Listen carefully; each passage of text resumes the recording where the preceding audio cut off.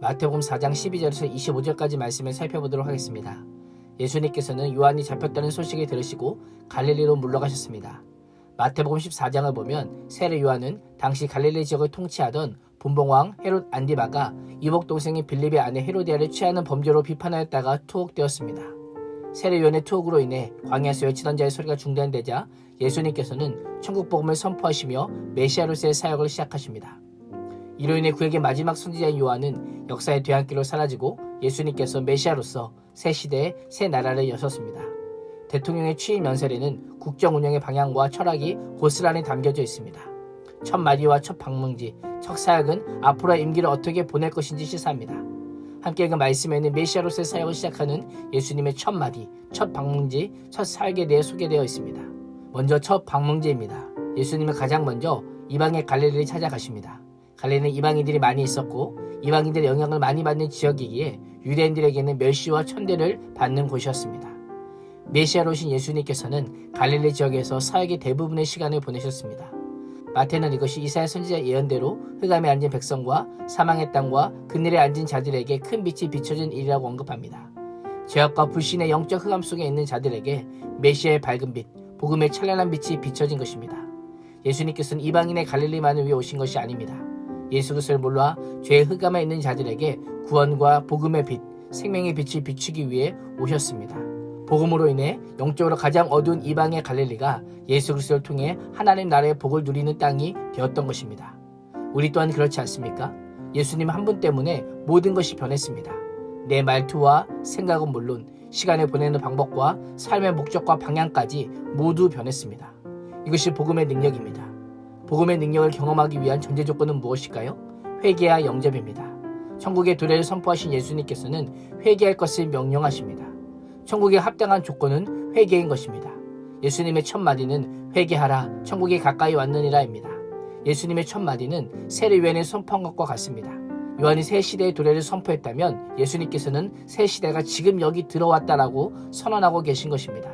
차이가 있다면 선포하는 자의 신분입니다. 세례 요한은 오실 메시아의 전령사였다면 예수님은 요한이 전했던 바로 그 메시아입니다.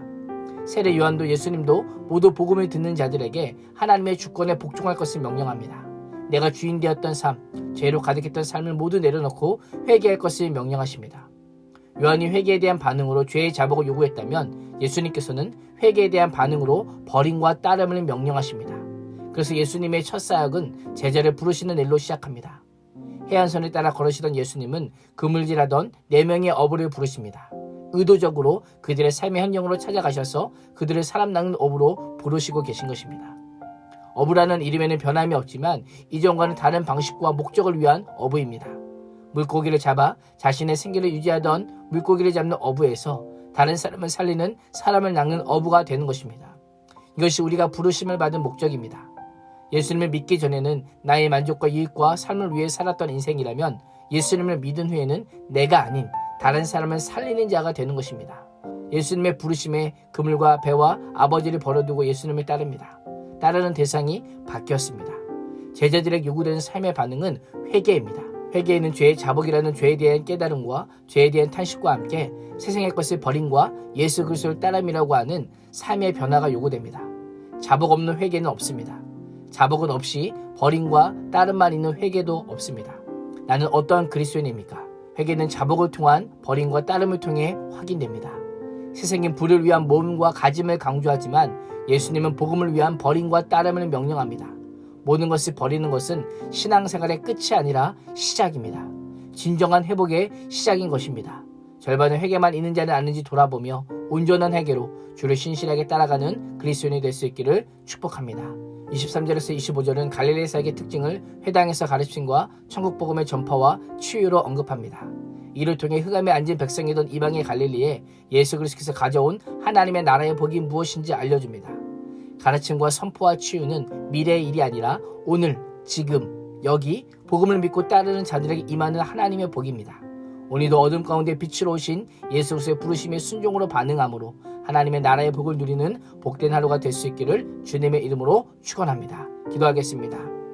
하나님, 공생애를 시작하시며 오랫동안 천대받는 이방 갈릴리로 가신 예수님처럼 회개하라 천국이 가까이 왔느니라 선포하신 예수님처럼 제자를 부르셔서 제자들과 함께 하나님 나라를 이루어가시는 예수님처럼 그렇게 살기를 간절히 소망합니다. 오늘도 나를 보내신 삶의 자리에서 복음을 가르치고 전하고 치유받는 은혜를 경험하게 하여 주시옵소서. 예수님의 이름으로 기도합니다. 아멘.